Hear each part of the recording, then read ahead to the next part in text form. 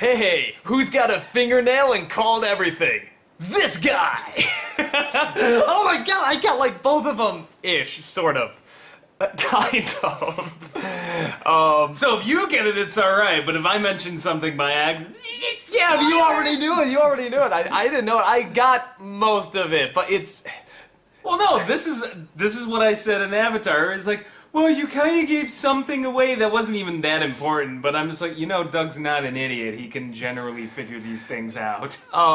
So, well, no, I am an idiot, I just wasn't about this. But even then, I didn't totally get it. I thought actually the airbending being open up after the other elements are taken away, I thought that was clever. I actually like that, too. Yeah. Which is why it's this aspect of, like, well, he cuts off your connection to the element, so I kind of she got wasn't this impression, connected to the She wasn't air, connected so to air, so all of a sudden you sever that connection, and then you've just got the air left, so all of a sudden it's like, ta-da, like, I don't know, I thought that was kind of cute. And again, it sort of made sense because, as they say, sort of her lowest moment, her powers are gone, so it's like using just whatever she knows of the elements there, and that would probably result in airbending. So I like that. For something that's kind of made up, it's like, it did sort of have this logic to it. You figured it out pretty well. So this is a good final episode. I really enjoy it. I like all the twists. I love the way Amon goes out. I mean, everything having to do with Amon in this episode was like perfect. Tell me about the rabbit, Starlock. Kaboom! Wonderful. Now, in season 2 it's going to be like, no, I jumped off of the boat just before the explosion happened. They might do something like that. I don't think he's coming back. They made it look pretty final. I'm pretty sure they didn't know if there was going to be a season 2, so I think they were writing this character off. The love triangle, I guess, is finished, but boy, I guess the daughter sort of gets the shaft here. I mean, she has no. Yeah, she gets Bolin. Yeah, there you go. It should be the other way around. I like Korra and Bolin much more. Actually, I do agree with you. I think I thought it was a much better couple. Look at us. We're talking about how much we hate the love triangle, and we're just like, I like them together better. I don't hate the love triangle. Okay, well, I hate the love triangle. I am indifferent to the love triangle. I've seen better. I've seen worse. I like the way everything's sort of tied together with Iroh on the plane and it crashing into the mask, knocking the mask off. It's just like nice. Yeah, no, that was really good. So it's a good, strong finish. I like they sort of use. For the most part, it's tying it real together. I don't know what to think about her getting all the powers back. I like that she had to go through something. She had to hit Deus the lowest. Ex Korra. I mean, because Avatar did this too. It was a Deus Ex Machina, essentially. No, it wasn't. I mean, it kind of was. I mean, it's... Okay, let me put it this way. The airbending, you could figure out. I didn't, but you could figure out that even if it was taken away, that could work. No, I'm talking about the first Avatar. No. Even with the first Avatar, I'm saying, like, well, wait, you can't really... You still can't quite pinpoint, like, this is what's going to happen. No, there's no way to figure it out. Here you could, up until when Aang shows up and gives her back the power. But even then... I'm not against. I'm half and half on it. I'm not against... Okay, there's like a couple different things going on. Because they didn't know they were coming back, maybe they were just like, maybe we need to wrap this up in a nice, tight, happy ending, because we don't know if there's going to be sequels or whatever. There's that. In my opinion, I would also argue, well, this could open yourself up, though, to doing whatever you want with it. Like, that's sort of what I was seeing. It looked like it was opening up for another season. I mean, for me, it's not... I mean, let's say they want to give her powers back. You can make an argument. I'm like, if you can communicate with the other avatars and stuff, and this was passed from the space tortoise or whatever to Aang, then, in theory, Aang could pass the ability on to her and unlock her powers. To me, that it's feasible, it's not a Deus Ex Machina. What bugs me about it is that it happened so quickly. Yeah, and it's like... Which was part of the criticism I had with the first Avatar, that I liked the idea, I just thought it was executed a little too fast. Yeah, and same thing This here. This one's even way worse, in my opinion.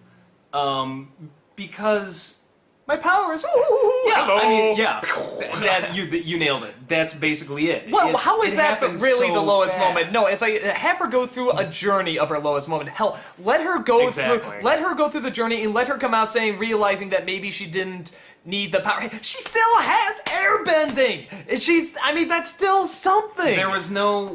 That's the problem. Is there was no lesson learned or earned, really. Like, it needed, if you're gonna do this all in one season, it needed one extra episode where you show her dealing with it and then give her powers back. Yeah, but or to just do it in the realize last 3 minutes, you know, and it's a great moral. I mean, that's the old Zen Buddhist saying, and you see it in Fight Club too, you know, only when we've lost everything are we free to do anything. You know, but they missed a great opportunity, because what that also means is once you've lost everything, then you're free to do anything. She could have done something that wasn't purely from the ass-kicking Avatar perspective. She could have helped rebuild the city, show people that, you know, I'm only an airbender now, but I'm going to do what I can. Well, I'm going to move on. I'm going to learn. Same way that guy learned how to do bloodbending without the full moon and take away the power and stuff like that. Why couldn't she learn the same ability to get the other forces back? And she could only do it at her lowest moment, and when she tried to bring stuff back up, I'm with you, she didn't really learn anything. She hit the lowest moment, which is great, but even she didn't really know she hit the lowest. But why? How? Huh? And it's, you know, go from there. That's the starting point. 4 episodes of journeying and trying to figure this out. And this was 4 seconds. Before you met the turtle. Yeah, like, you got this idea that even though, you know, it was rushed and handled quickly, I felt it was so much better handled in the first Avatar that I was like, okay, it ties together. It was a little rushed, but this one, I think what offends me the most is the whole, oh, go back, Mako, you know, go back because I'm not the Avatar anymore and I just want to be alone. You know, he says, I love you, and she's just like, yeah, more love triangle bullshit. You know, and I get in Tenzin's like, she needs to deal with this, she needs to be alone, but what bothers me is, second she gets her powers back, did you notice what happened? Yeah, I love you too. I love you too. I'm like, oh, so now that everything's worked out for you, I guess you can go out with Mako. Yeah, no. That really bugged me, and the thing is, it wouldn't have bugged me had you done this over the course of a whole 24-minute episode. I would have been fine. Or even half an episode. Or even half an episode, but when it went that quickly, I was like, wow, it just made her look like a douchebag there. Like, now that I got my powers back. Well, why couldn't they stop the episode where she, you know, she runs off and she's looking out over the horizon, she's crying, and then maybe she stands up, and maybe Mako comes behind her and is like, you know, what are you going to do? It's like, you know, do you think you'll ever get your powers back? You know, I don't know, but I'm gonna go find out, or something like that. You leave it open for another season, or it could end there. I mean, it'd be a nice open ending. I would have gone with a Terminator 2 ending. You know, I don't know what the future holds. You know, but I'm gonna find that. Like, had you done that, then and then this would be like maybe 3 or 4 episodes of the next season or something. Or if not, if it ended there, that'd be okay too. You see, I like how final it could have been. First of all, with her losing all her powers, I was actually leaning towards the average wing, but then it's like she still has the airbending. Oh, okay, so she has something. Well, they can still make a season out of that, but she still lost something and she has to adapt. This is a good mix. But then she just gets it back, and now she's going to be... I was saying they sort of throw in the Jesus element of now she's the healer. She's bringing back the power, bringing back the life, which bugs me too, because then these people don't have to adapt. They don't have to adapt to this stuff, and I think that would have been a really good lesson, something really interesting. You nailed it, and this is the biggest issue I have. What made Toph, and, you know, I hate saying this because I love the creators of this show, but I'm just going to call them out on this. What made Toph such a great character is she is a girl with a disability that learned how to adapt and turned into something amazing. Turned to the greatest! Yeah, which gave us Lin Bei Fong. How interesting would it have been if Lin Bei Fong now has to adapt and maybe gets herself wrapped up in the new technology as a way to continue fighting crime? Yeah, what you could have done with them having the abilities gone. I think that's a great point with Toph, because if anything, having her sight taken away has increased her earthbending. And you could have done it with Korra as well. You could have done it with Lin. Instead, it just becomes like a, well, no, everything's okay after all. You didn't have to sit there and deal with this shit, which is very strange because these creators are normally so good at that. Yeah. That it just, and I don't know if maybe, I mean, I know what it's like in the writing process. We've done projects together where stuff goes wrong. I don't know if they got under the gun here and we're just like, we got to wrap this up quick. Maybe they saw it turning out a different or way. if some focus group was like, this is too depressing, I have no clue what happened. Or maybe that was just their original idea. Yeah, it could have been maybe But they I don't really want to saw dump it on as them, like... but they're so good at that to see them kind of do this sort of, wrap it up in a neat little package, happy ending. I was like, wow, you guys sold yourself a little short on that, because you guys have done such great work, and this one it just didn't quite work out. It's kind of a shame. I mean, the only way I could see it is maybe sort of like... The only thing I can think of is maybe like Polar Express, where it's like he thinks he loses the belt. Okay, spoilers. Everyone's seen that Christmas movie, but where he thinks he loses the belt, and then like at the very end he gets it back. But he still went through that loss, and it really showed that loss. And it's only there, it's sort of when he lost. You felt like he was saying the lowest moment, but did you really feel like she was at her lowest moment or whatever? I mean, there was no. Because it was so rushed. I mean, this is the beginning of the lowest moment. And what bothers me... No, I'll tell you why I don't think it was her lowest moment, or what bothers me about it is the dude confessed his love for her. That's her lowest moment? Okay. Yeah, exactly. Here's what would have made it the lowest moment. If he confessed his love and she's like, I know, I can't, and he gets upset, he's like, fine, screw this shit, I'm done, we're over, we're through. So now she has lost absolutely everything. Maybe then I could see it, but that would have been stupid too. I get it's the dumb love triangle, but... And again, it's not, if they want to do that, I'm actually okay. And again, if they want to give her powers back and have her give everybody their powers back, it may not be the best idea, but I'm like, it can work. I just feel it was so rushed. I don't know if that's a Nickelodeon on them or just... Yeah, like, I'm not like... It was just very, very rushed. I'm not furious as a show for what it is, for what the ending is. It's more, I'm furious for what it could have been, for what these creators have done and could have done. But for what it is, it's your happy ending, and it's like, okay, it doesn't betray everything. No. It's just more, man, what could have been done here. Yeah. Logically, I don't find fault in it, just like logically I didn't find fault in The Lion Turtle. So it's just more how it's handled and executed, and if The Lion Turtle had a couple issues here and there, this to me has just got a ton. Yeah, this is like a whole psychiatrist session of issues. But, okay, so we got a few more minutes here. I'll do a quick wrap-up of the show in general.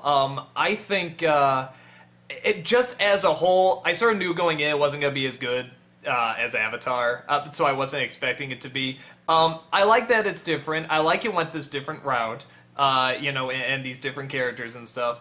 I think it comes down to start off really strong, ended for the most part really strong. I don't like the last few minutes, but it still ended really, really strong with the climax and everything, and it came through. I was afraid it wouldn't, but the middle part, like I said, I think sort of with Korra and the main 3 or 4 characters there, I don't think just were strong enough compared to Avatar.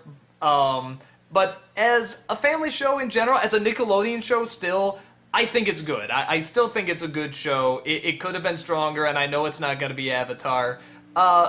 But I still like it. It was why you need to compare it to Avatar. Because it's the same series. But it's apples and oranges. It still takes place in the same world. Okay, it's like comparing Batman and Batman Returns. It is the sequel, and that's fine. You're going to compare it, but again, I don't need it to be as good as Avatar. To me, it's more like trying to compare the Burton Batmans with the Nolan Batmans. No, these are the same people. These are the same people, but it's really stylistically different. No, but it still matches that world. Still the same world. It's still the continuation, but like I said, I'm not expecting it to be I'm not expecting it to be Avatar. In fact, I wanted something different. I'm glad I got something different. As a whole, like I said, it's sort of the middle section where I really started to get out of it. But then it comes back, and I like these issues. I like the direction it went, and I like that it sort of went a more challenging route with the story and with the villain especially. I thought this is much more challenging stuff for kids. I wish the same amount of challenge with the characters, the main characters anyway, with Korra and Mako and stuff, that was in the original Avatar was here. If it was, I think it could have been maybe even on par with Avatar, but for what it is, I thought it was good. I did like the show. The strongest moments were when it began and when it ended. I thought it was great, so yeah, the love triangle is not the best thing on the planet, but I thought it was really non-intrusive overall, but I've sat through a lot of bad love triangles in animated things, so... Well, you had to sit through a lot of romantic comedies, too. Yeah, well, my wife likes romantic comedies, too, so Yes, he's seen a lot of this shit. I've seen a lot of this, and Is she gonna marry the rich snob? Yeah, it doesn't bother me, like... And the thing is, I do agree with you that it's not that Korra's the issue. Mako, I think, is the weak link here. Yeah, it's sort of that group in general. That group, Bolin's interesting not... as a personality, but that's the thing, when I say the weak link, we're talking about a whole set of good characters overall, and there's nothing bad about Mako. It's just... No, nothing in this show really unlike is the terrible. other show, where some of the weaker characters may have been on the periphery, it's a couple of the central characters, like... I'm just going to say Mako, mostly. I like Sato, I like Sato's daughter, I like Bolin... You know, and Mako started off interesting. He started off interesting, and then sort of became very bland. But I'm sorry with you. Nothing in the show is terrible. They're fine characters. Yeah, nothing I don't in have the an show issue is with them. It's no, I thought it was a great show. I love the revolution aspect to it. I loved Amon. It's like I was wondering. It was like, man, how are you gonna go from Mark Hamill? Like, how are you gonna trade up on that? I'm like, Well, no, what I'm wondering, well played. Well, I was saying, how are you gonna trade up from Zuko and those villains that are so complex and interesting? Here they did the exact opposite. They covered him in shadow, and you didn't know much about it, and they slowly revealed it. And perfect. Both Noatak and Tarlok. Speaking of names, if you don't want us to get the names wrong, let's not go with complicated names like Noatak. I'm like, good lord. Actually, speaking of names, okay, Sokka is S-O-K-K-A. Oh my god. No, hold on. You're opening up a can of worms, man. No, I just realized something. We're really gonna end Korra like this? Yeah, no, because I just realized something as I was saying that, and that's pronounced Sokka. Korra is spelled K-O-R-R-A. Why aren't we pronouncing it Kara? I don't know, but I'm just wondering. They'll give you shit for it. They'll say, here's the exact definition and like the Tolkien library of how they say Elvish names and how they should say it in Korra as well. Oh no, actually, they're connected together. If they had an exact dictionary, this would have been way better. Yeah, actually, it would have been a lot easier. The names would have made sense. Maybe that's something the makers of the show, the creators, can sell as a dictionary. I'm just trying to think. I'm like, we technically. But I don't think they know half the time. They're like, no, I don't think the creators. They're probably watching this too. Like, guys, lighten up. I think they just had a book. We just made it up. Yeah, I think they just looked up a bunch of Asian names. It was just like, which is fine. I don't care. But then you get crap for it all the time. I'm like, it's a bunch of names. But whatever. So there you go. Legend of Korra. Is it really a legend? It's. Isn't it sort of clear that this happened?